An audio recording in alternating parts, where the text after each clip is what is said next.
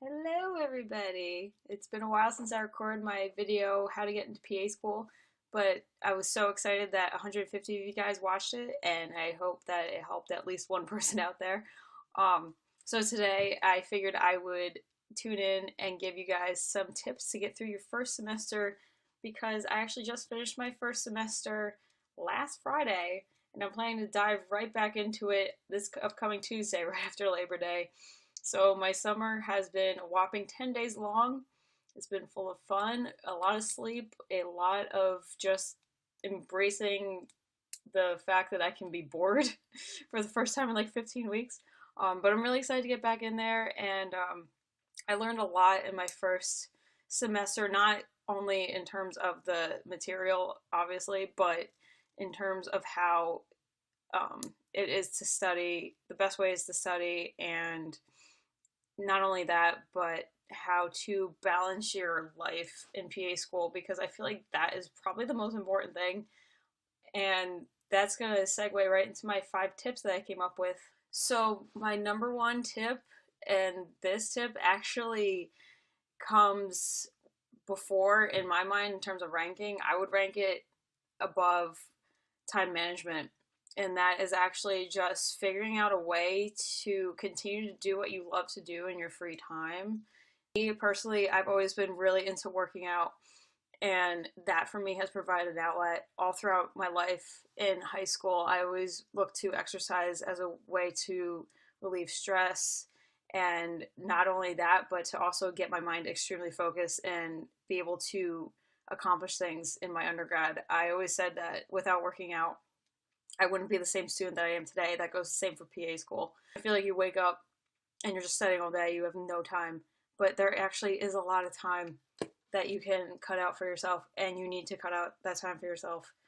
Um, for me, that was going to the gym right after school, and most of the time, honestly, it was the last thing I wanted to do. I just wanted to go home and chill out before I had to study for the night. But that was a great way for me to turn my brain off from school for an hour and then come back and be extremely focused and determined to accomplish what I had to do that night in terms of studying and preparing for the next day.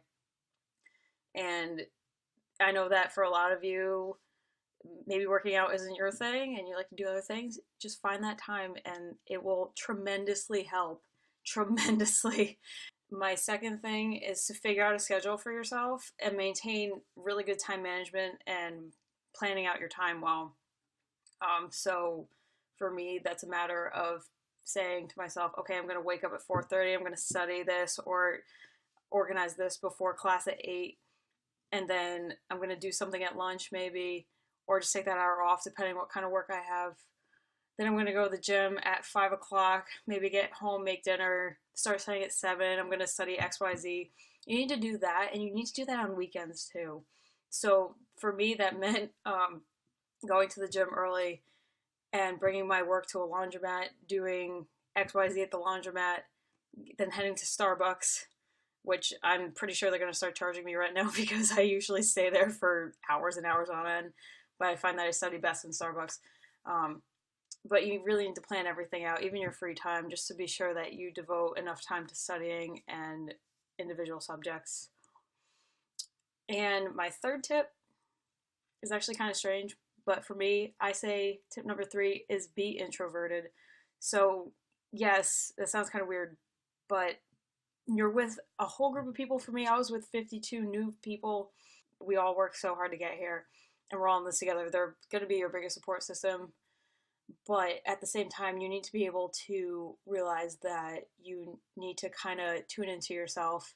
You need to be selfish. You need to say, oh, instead of hanging out and stress relieving with this person, maybe I should take that time and kind of decompress myself. Just take that time to do the things like the hobbies that I like to do, which goes into my tip number 1. Just take the time for myself, just tune into myself, check in with myself, and be sure that I'm on track, that I'm okay, that I'm mentally okay. You need to pay attention to yourself a lot more in PA school. I felt like you need to tune into yourself, be sure that you're okay.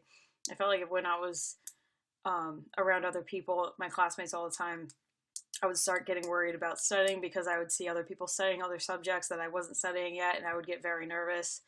It's all a matter of being able to know when you need to step away from other people and when it's okay to look to them for support. My fourth tip is don't whine. Please don't whine. This tip came to me in a book that our program director gave to us. One of the tips was don't whine because, yeah, PA school is hard. You know that. That's why you spend so much time putting all your clinical hours together for your CASPA application. That's why you're here. You know it's hard. You're ready to tackle it. That's why you're watching this video. You want some tips how to tackle it. But there's going to be a lot of people whining in PA school, and it's really tempting to join that bandwagon and whine about the latest test and how unfair it was, how hard it was for like 2 hours, because, you know, that's stress relieving, right? That's good for your mental health. It's actually not. It kind of makes you feel worse about PA school. It kind of like drains your confidence in your abilities. So, yeah, whining to an extent with your peers just to vent a little bit is okay. But don't be that person that like runs around and always is whining about stuff, because we all know it's hard. But whining about it isn't going to change anything. It's just going to waste time. It makes you feel worse. Just be like, okay, this is what I'm given. This is what PA school is. Yeah, it's hard, but I'm going to accomplish it. And my final and fifth tip is to stay true to yourself and know what has worked for you before in the past in terms of studying. For me, I was always a very traditional studier. I'm not the type of person nowadays to be able to read a PowerPoint and study that way. I have to rewrite the notes. Actually, no. First, I have to retype the notes on the computer so they're not in PowerPoint format. They might be in a table, they might be in an outline form, whatever. And then I found that the best way for me to actually study that material and remember it is to rewrite it by hand. Which, yeah, sounds crazy, because there's a crap ton of material that you're going to get in PA school, and it's going to take a really long time. But for me, I found that I had to cut that time out in order to do that. I actually have my cheat sheets, which are the Spark Notes version of all of my notes for my clinical medicine final. And these are really big sheets. I think I wrote out about 50 of them, double-sided, highlighted, had everything on there that I had to know. And I want to say it took like 8 hours to do all this at least. And that's not even studying it. That's just rewriting all of this out, making it pretty. But this is the way I learned in my undergrad. This is how I did it. And other people before PA school told me, look, you're not going to have the time to do that. You're going to have to find other ways to study. And in the beginning, I figured that this was way too much. I shouldn't waste my time.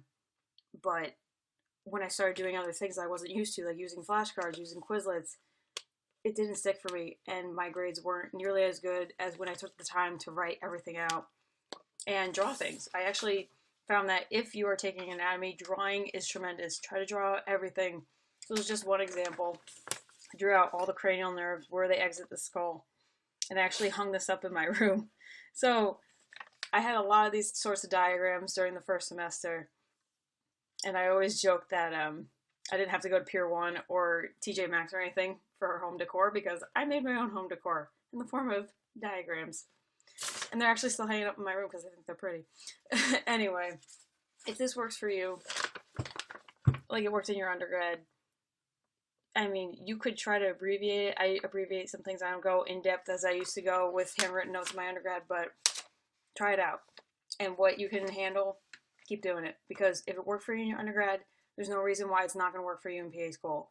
Whereas if you get nervous that it's not going to work and you don't try it at first and you try new things, your mind's not used to learning that way. So you're kind of learning a new way to study at the same time as trying to use that way to learn the material. So don't fix what's broken. Do what has worked for you. And with that said, I think those are my 5 biggest tips. So figure out a way to keep doing your hobbies, what you love to do in your free time. Figure out a schedule and maintain all those great balancing skills and time management skills, because they are key. Be introverted. take a lot of time for yourself. It's okay to be alone. It's okay to tell other people that you just need to decompress by yourself. You need to tune into yourself. Always check in with yourself. It's so important to be aware of your mental health and your stress levels. Don't whine. Please don't whine.